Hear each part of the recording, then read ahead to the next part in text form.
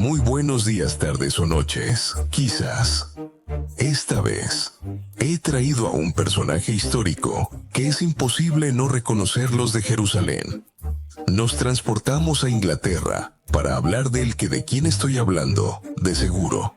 Ya lo habrás visto en el título o en la miniatura de este video. Bueno, basta de charlas que ya quiero comenzar con esta historia. Vamos a comenzar con el episodio 1, La sombra del rey. La historia es un tejido de glorias y traiciones, de reyes y mendigos. Pero hay nombres que resuenan a través de los siglos. Nombres que son una espada desenvainada, un rugido en el campo de batalla. Uno de esos nombres es el de Ricardo I de Inglaterra, conocido como Corazón de León. Pero antes de la leyenda, antes del mito, hubo un niño. Nació en septiembre de 1157, en el corazón del reino anglo-normando, el tercer hijo de la pareja más poderosa de Europa, Enrique II de Inglaterra y Leonor de Aquitania. Pero el amor era una moneda de poco valor en la corte Plantagenet. Los afectos eran cálculos políticos, y Ricardo, para su padre, no era más que una pieza en un tablero de ajedrez. Su niñez fue un entrenamiento brutal, no para reinar, sino para sobrevivir. La disciplina era la única forma de afecto que conoció. Pero el odio que se tejía entre sus padres y la rivalidad entre sus hermanos era el veneno que circulaba por las venas de su familia. En este nido de serpientes, Ricardo aprendió que el poder no se pide, se arrebata. Su madre Leonor era su refugio, la única que le ofrecía una conexión humana en esa fría corte. Ella le transmitió el amor por la poesía, por el arte y por la cultura de su natal Aquitania. Fue de ella de donde extrajo no solo su temperamento, sino una chispa de idealismo que el mundo de su padre, pragmático y cruel, nunca pudo sofocar. Ha sido nombrado duque de Aquitania por su padre, pero la región está sumida en la rebelión. Los nobles locales se niegan a someterse a la corona inglesa.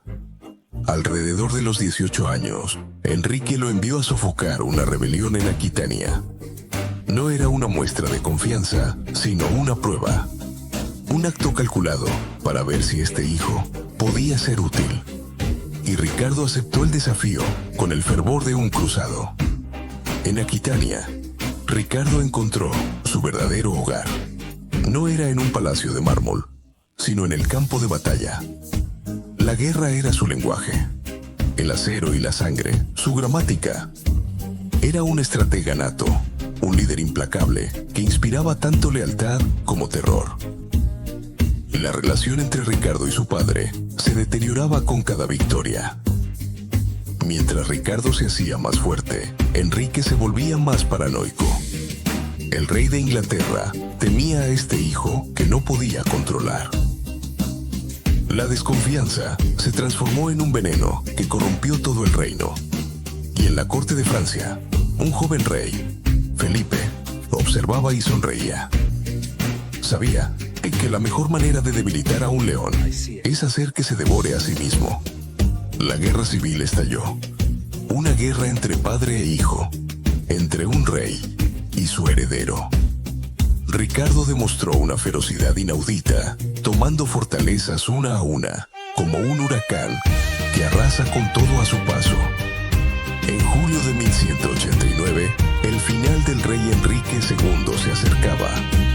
Humillado y enfermo, pidió la lista de los que se habían aliado con su hijo. Sus manos temblorosas descubrieron, para su horror, el nombre de su hijo más leal, Juan.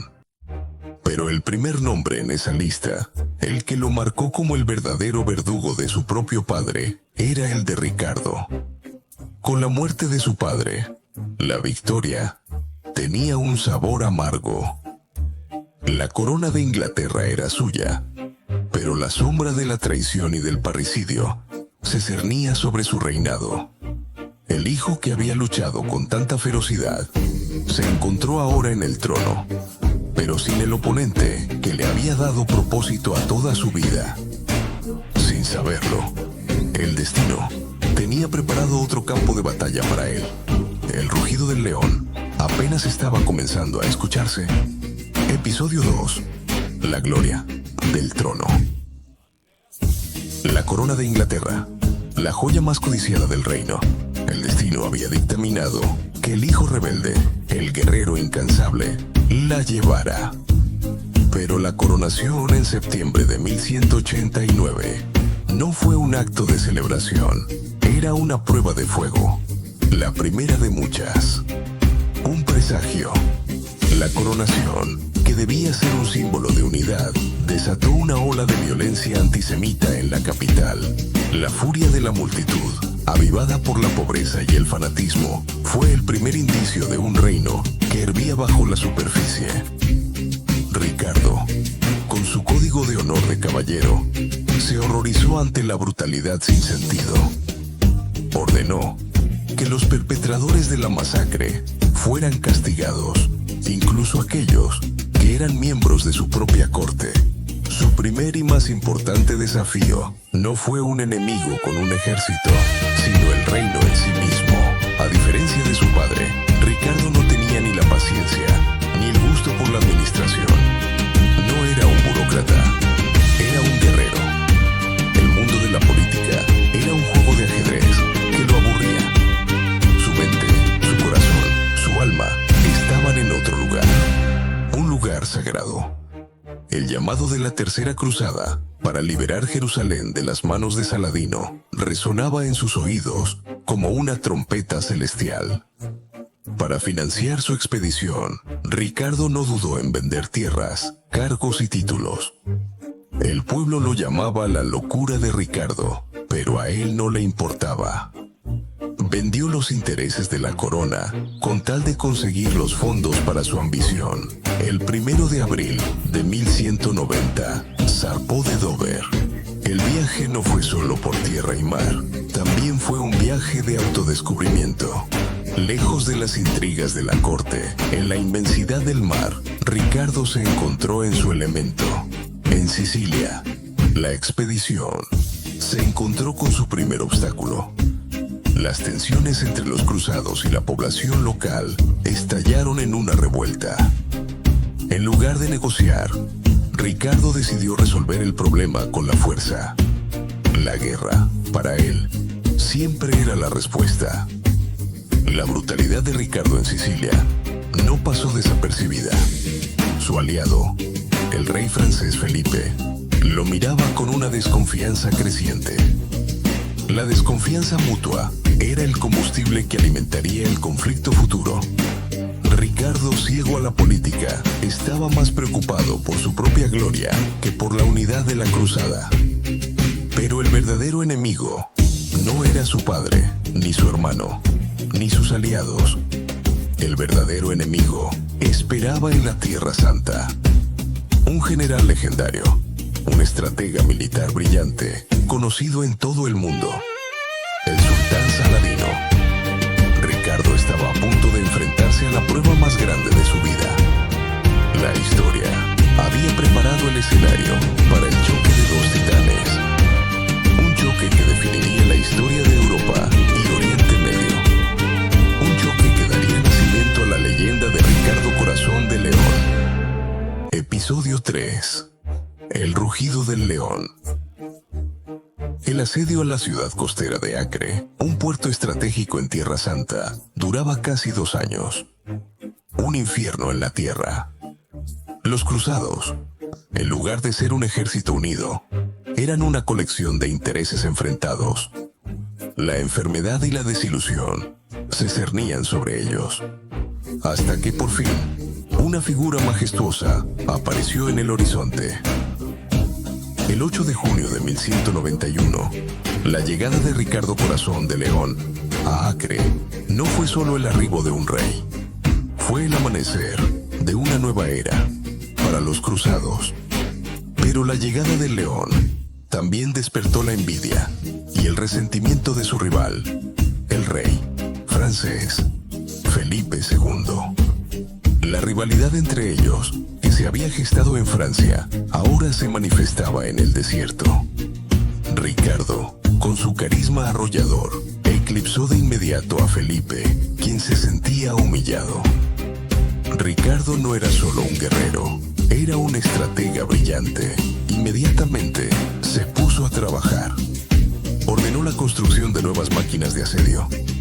Su genio militar era evidente en cada orden, en cada decisión. La inercia del asedio se rompió con su llegada. Al otro lado de las murallas, un hombre observaba a Ricardo, el sultán Saladino. Él había demostrado ser un estratega formidable y un líder benevolente. El genio militar de Ricardo, combinado con la moral restaurada, dio sus frutos. El asedio, que parecía interminable, llegó a su fin. Las murallas de Acre, que habían resistido por años, se abrieron ante el poder del nuevo rey. La ciudad estaba a su alcance. Señor, La gloria de Ricardo era la humillación de Felipe, mientras el inglés se preparaba para la victoria. El francés, herido en su orgullo, tomó una decisión fatídica. Decidió que su guerra personal con Ricardo era más importante que la cruzada. En lugar de celebrar la victoria, se preparó para regresar a su reino. El 12 de julio, Acre se rindió. Pero la victoria trajo consigo una de las decisiones más oscuras y brutales de la vida de Ricardo. Tras un estancamiento en las negociaciones de rescate con Saladino, Ricardo tomó la decisión de ejecutar a casi 3.000 prisioneros musulmanes.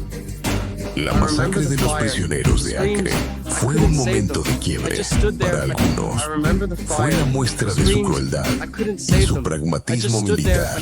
Para otros, fue un acto de desesperación, la respuesta a la brutalidad del enemigo.